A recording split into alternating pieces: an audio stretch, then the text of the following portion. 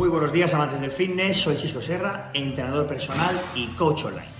Hoy os traigo un nuevo vídeo donde es un vídeo casi obligatorio, que me habéis pedido muchísimas veces, pero es que es un tema bastante complejo. Y el tema está en que sí es posible, sí se puede recuperar un eje hormonal inactivo. Últimamente me estoy encontrando que me escriben muchísimos atletas de nivel internacional, incluso algún IFBB Pro, que se encuentra con una situación bastante alarmante, y es que llevan 6, 8, 10, incluso 12 meses sin tomar fármacos y que en las últimas analíticas sus niveles hormonales de FSH, LH, testosterona, etcétera, incluso el espermiograma, continúa a cero. Evidentemente estas personas han ido al endocrino, el endocrino les ha hecho las pruebas pertinentes y les ha dicho que su caso es irreversible y que deben tomar lo que sería una terapia de reemplazo, un TRT, pero un TRT de verdad, no el TRT que a veces se hace de una forma totalmente descontrolada, sino un TRT, una terapia de reemplazo de verdad, donde el endocrino suele dar o bien una pauta de entre 100 y 125 miligramos de testosterona a la semana, que muchas veces se pauta en 250 cada 2 o 3 semanas, o en algunos casos el endocrino no quiere dar testosterona exógena vía intramuscular, sino que prefiere probar con, o ya sea bien con parches de testosterona o con el testogel, algún tipo de testosterona en gel. Pero lo peor de esta situación es que esto no solo está ocurriendo con atletas de alto nivel que llevan muchísimos años tomando fármacos, sino que también está ocurriendo con atletas o con personas más jóvenes, personas menores de 30 años, que llevan relativamente poco tiempo tomando fármacos y que realmente han competido también en pocas ocasiones y se encuentran con la misma situación, con los niveles hormonales a cero tras meses de descanso, y que, como os decía, también han ido al especialista, al endocrino en este caso, y el endocrino les ha dicho que era irreversible.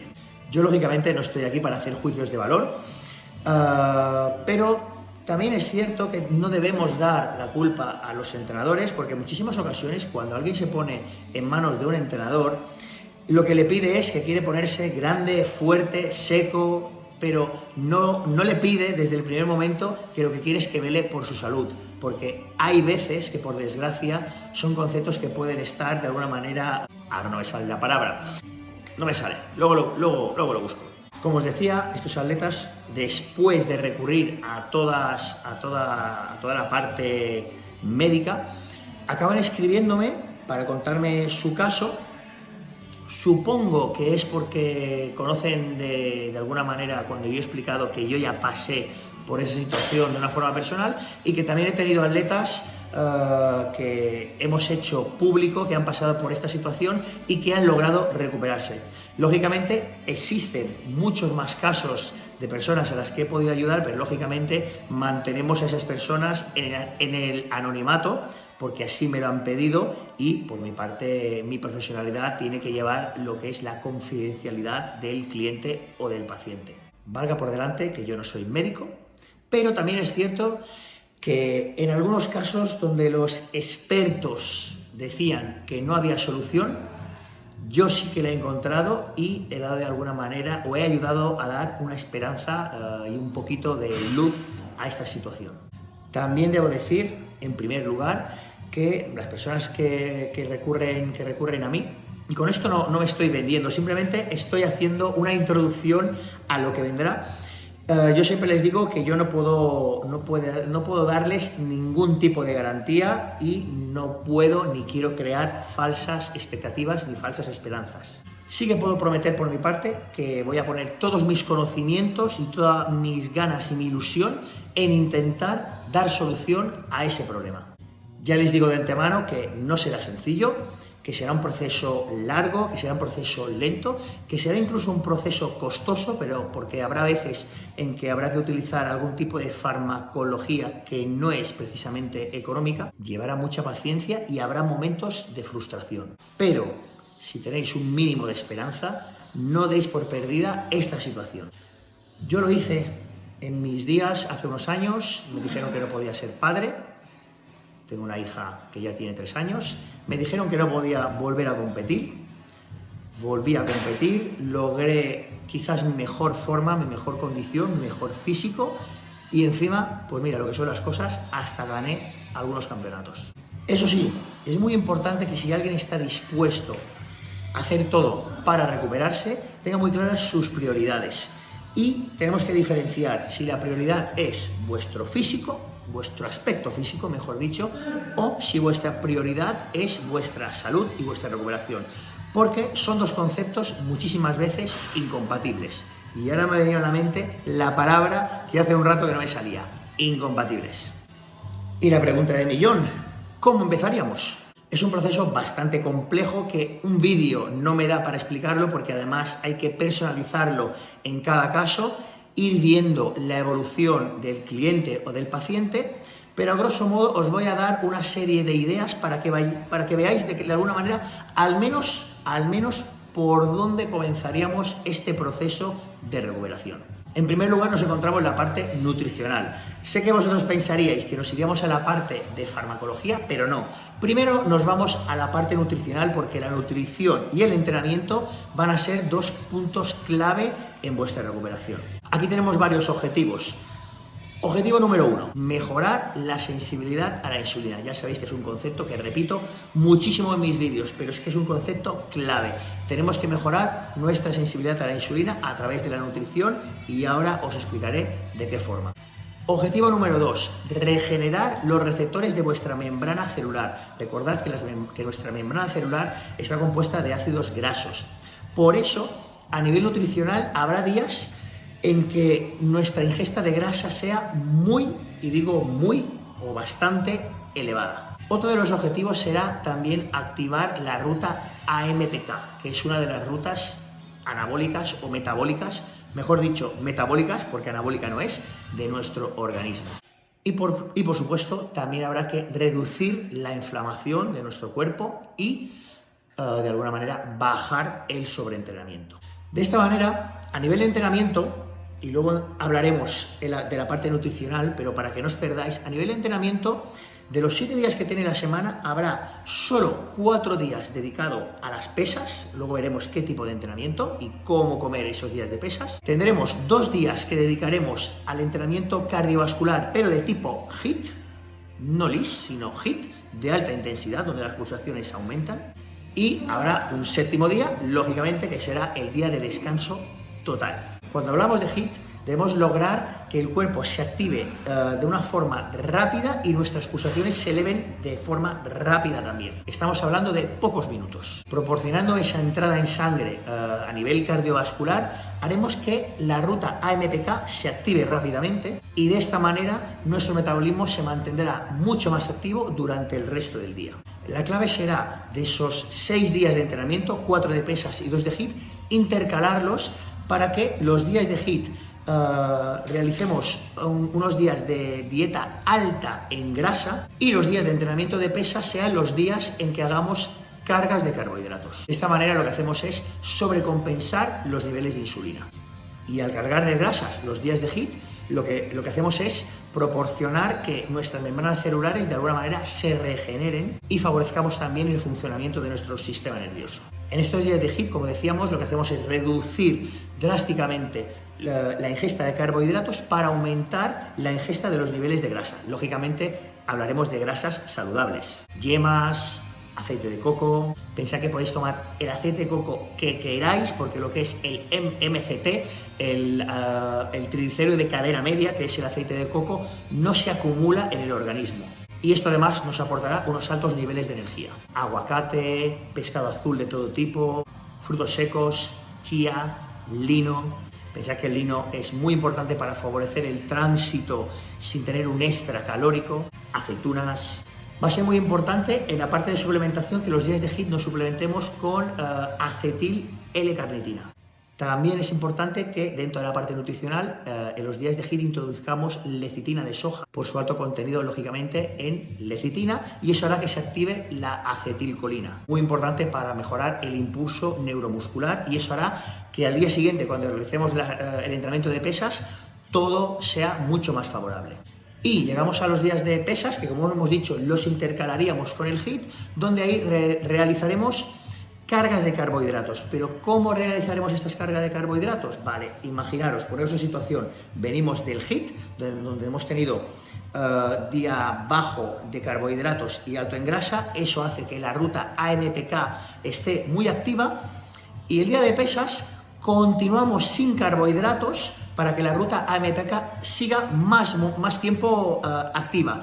Y empezaremos y haremos la primera comida de carbohidrato, la primera comida de carga, en la comida previa al entrenamiento. Por ejemplo, 1 hora y media antes del entrenamiento, con una comida muy típica, que es la que yo suelo hacer y suelo recomendar siempre, que es una crema de arroz con un aislado de suero, y podríamos meter algo de grasa en frutos secos, pero no sería imprescindible tampoco hacerlo.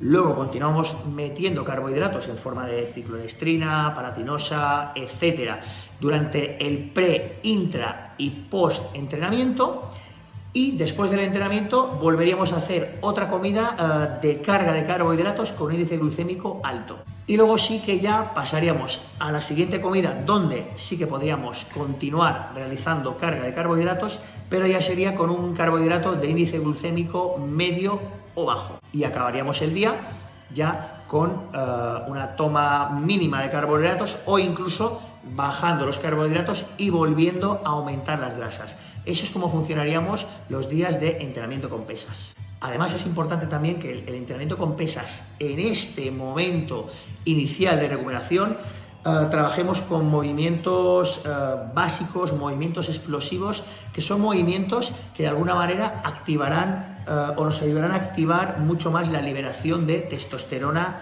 endógena, es decir, de nuestra propia testosterona.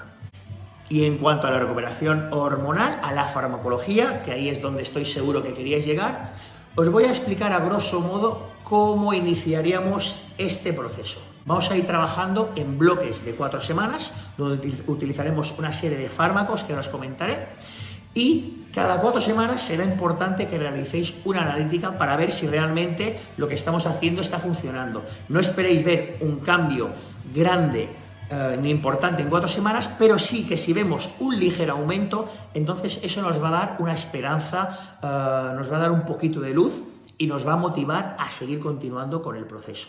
Durante estas 4 primeras semanas, lógicamente, el primer fármaco obligatorio que vamos a tener que utilizar es el Lovitrele de farmacia, o lo que vendría siendo el HCG.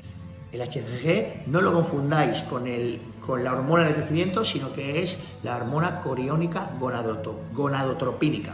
Siempre me lío con esta palabra. Empezaremos la primera semana con una dosis más alta y la iremos reduciendo semana a semana hasta cumplimentar el total de las 4 semanas de este primer tratamiento. Otros fármacos que utilizaremos también de forma descendente, es decir, empezaremos con una dosis elevada y la iremos bajando semana a semana, serían por un lado el tamoxifeno y por otro lado el clomifeno o omifin, que es el nombre comercial con el cual lo encontraremos. Será importante también introducir una dosis mínima, 0,5 miligramos de cabergolina, que lo utilizaremos en dosis mínimas, como os decía, por ejemplo, cada 5 días. Es decir, no es un fármaco que vais a tomar a diario, sino simplemente cada 5 días. Otros fármacos que utilizaremos será, por ejemplo, el Aromasin. Y un fármaco que es un poquito complicado de conseguir porque ya no sé, bueno, sí se vende en farmacias, pero no en la dosis adecuada, en la dosis que necesitaríamos, sino que vais a tener que necesitar que alguna clínica especializada os lo fabrique especialmente para vosotros, como fórmula magistral, tampoco me venía la palabra, que es la naltrexona.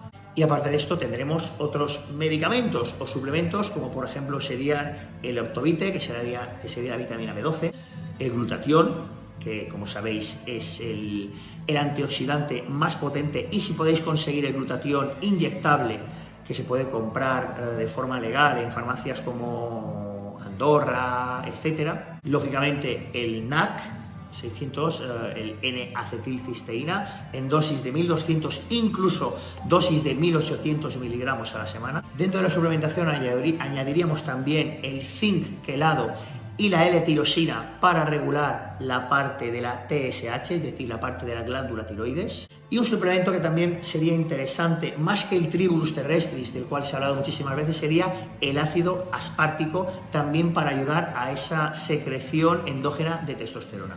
Luego hay un último medicamento que yo lo recomiendo, hay médicos y preparadores que no lo recomiendan, pero yo sí que lo recomiendo, sobre todo por la parte del esperma, por la parte del espermiograma, que es el HMG. Recordad, HMG, no confundirlo con el HCG, porque son siglas muy parecidas, pero realmente son medicamentos totalmente diferentes. A partir de aquí, como os decía, se trata de ir haciendo analíticas cada 4 semanas, por eso siempre recomiendo que tengáis un seguro privado. Todo este proceso no podéis llevarlo con la seguridad social, es demasiado lento, necesitáis un seguro privado para que cada 4 semanas podáis ir haciendo analíticas, ir viendo si realmente hay cierta mejora y de esta manera ir cumplimentando el proceso de ir siguiendo. Os he contado un poquito a grosso modo cómo sería el primer tratamiento, pero lógicamente sería un segundo, un tercer, un cuarto, un quinto, un sexto, los que hagan falta hasta que realmente los niveles hormonales, como ya os decía, con tiempo, porque esto no es un proceso de 2 ni 3 meses, es un proceso mucho más largo, se vayan recuperando. Dicen que la esperanza es lo último que se pierde, es una frase hecha, pero es una frase también cierta.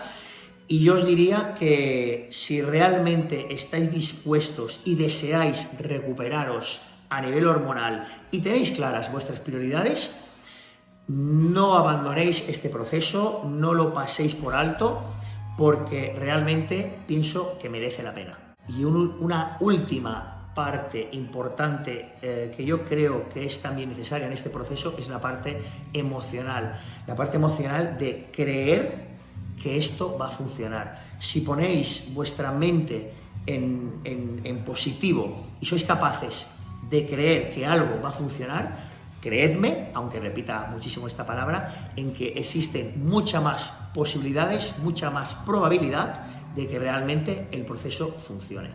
Un fuerte abrazo y espero con este vídeo no solo haberos dado un poquito de información, sino también motivaros a que llevéis a cabo este proceso para que realmente podáis alcanzar vuestros objetivos y llegar a vuestra felicidad.